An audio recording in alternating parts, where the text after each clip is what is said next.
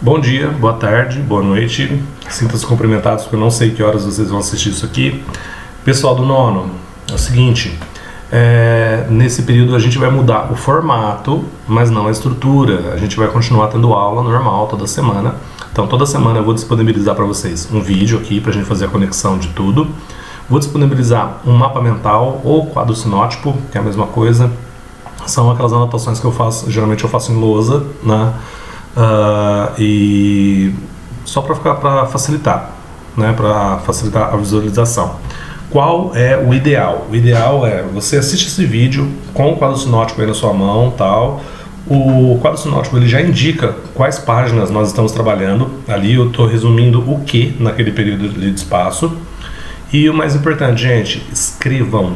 Aí vocês vão ter que ter autonomia. Então eu estou contando isso com vocês. Escrevam, porque tudo aquilo que a gente escreve quando a gente está aprendendo alguma coisa, quando a gente escreve, a gente absorve de forma muito mais fácil, tá bom?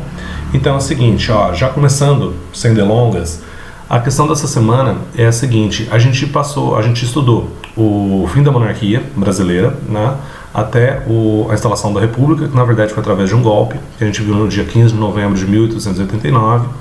E esse primeiro período, nós tivemos dois presidentes que eram militares. Nós temos aí nosso amiguinho Marechal Deodoro da Fonseca, que foi responsável pelo golpe por si só, e o Floriano Peixoto. De 1889 a 94, no espaço de 5 anos, nós temos dois militares como presidentes. Por isso a gente chama esse período bem curtinho de República da Espada, porque a espada, obviamente, o símbolo do militarismo. A grande questão aqui que a gente vai abordar hoje não é exatamente política, ela é muito mais social e econômica. Por quê? Porque a partir do momento que você tem um novo sistema, no caso aqui o sistema republicano, você tem também uma necessidade de mudar tudo. Então a primeira coisa que eles mudaram, eles aprovaram uma nova Constituição em 1891, 2 anos depois do golpe. Essa nova Constituição a gente já analisou em sala de aula e a gente viu a separação da Igreja do Estado, a eliminação do poder moderador. Então, só relembrando, nós temos 3 poderes agora: o jurídico, o judiciário, o executivo e o legislativo, né? A gente vai aprofundar isso um pouquinho mais para frente. O que importa agora para a gente é que a partir da página 44 e 45 vai começar uma série de mudanças nas cidades brasileiras, principalmente as cidades consideradas grandes na época, já São Paulo, Rio de Janeiro, lembrando que Rio de Janeiro era a capital do Brasil nesse período, né? A primeira coisa, né, que acontece nessa virada do século XIX para o XX, número de indústrias aqui no Brasil, né? Elas obviamente aumentam. Lembrando, essa concentração de indústria em alguns lugares, esse aumento do número de indústrias, a Inglaterra fez no século XIX. A gente vai fazer na virada do XIX para o XX. Né? Então, até na questão da industrialização, obviamente, o Brasil começa bem atrasado. Né? Se você tem uma indústria maior, você tem um número de imigrantes cada vez maior também.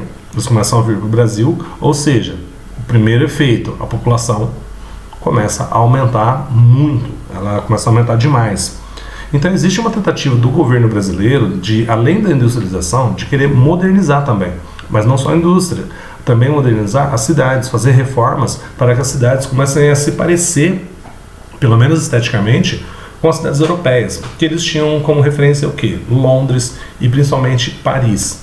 Ah, Eduardo, mas eles não tinham como referência Nova York, por exemplo? Na verdade não. Por quê? Porque os Estados Unidos, no início do século XX, ele ainda estava crescendo, ele não era essa potência econômica que é hoje. Os Estados Unidos viram potência econômica mundial só a partir de depois da Segunda Guerra Mundial, 1945. Então não vamos confundir um pouco os termos. Início do século XX, maior potência econômica do mundo, Inglaterra, né? Fizeram a Revolução Industrial, fazem um monte de acordos. A gente já viu boa parte do ano sempre que o Brasil precisou, com quem ele fez empréstimo, com a Inglaterra. Então o Brasil vai tentar copiar alguns modelos.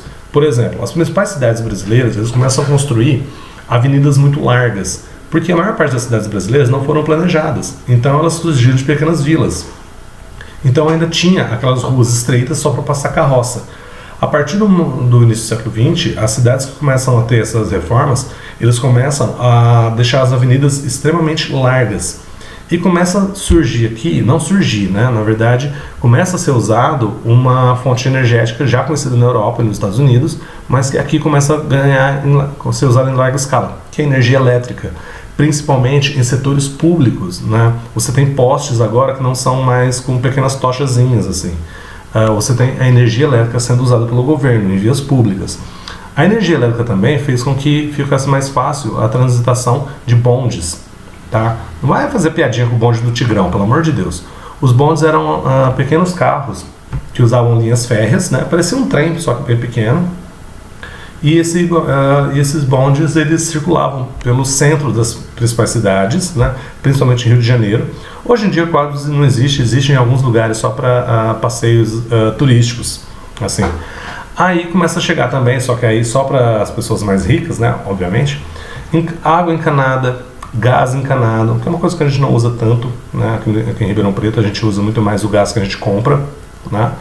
E o esgoto encanado, ou seja, essa modernização ela traz mudanças até para a área sanitária, né? Lembrando que essa parte aqui apenas para as áreas mais ricas.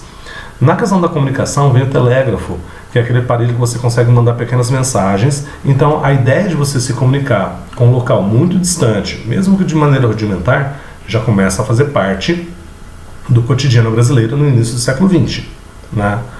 Começa a vir também uma série de eletrodomésticos, né?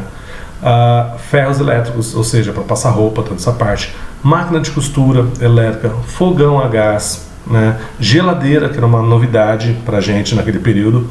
E o importante, preste atenção nas palavras. Por que eu falei começam a chegar? Eu não falei começam a fabricar. Porque para variar, todos esses produtos eles eram comprados principalmente da Inglaterra, né? Para variar um pouco. O que eu quero, essa aula é bem curta, ela é bem direta, ela é mais uma aula analítica. O que eu quero que vocês façam é o seguinte, que vocês vão na página 42, é isso? Não, falei abobrinha.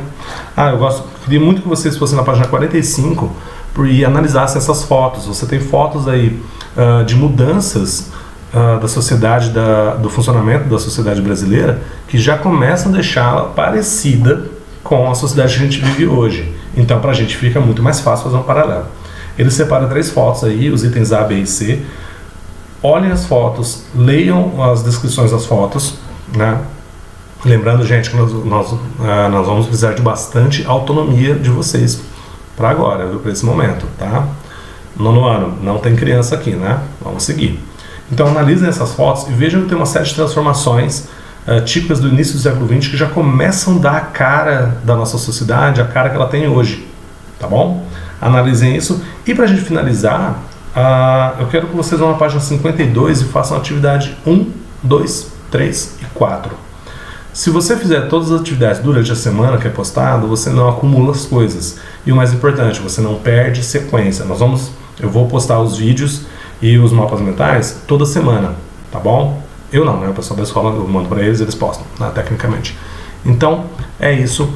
Um abraço não, um tchauzinho de longe, tá? Não saia de casa, ame os bichinhos, toma conta de quem você ama, de quem você gosta, tá? Gente, não precisa de pânico, tá? Eu acho que vocês já ouviram bastante isso. Não precisa de pânico, a gente está num período que é uma experiência nova para nós brasileiros, tá? Historicamente não, porque nós já tivemos um monte de epidemias e pandemias mundiais.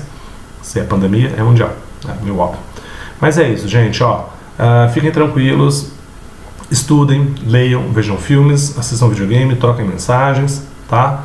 Tudo isso vai passar e tudo isso vai voltar ao normal. Inclusive, eu tô aqui tomando meu cafezinho, tá? Então, gente, até semana que vem pra vocês, tá? Tchau!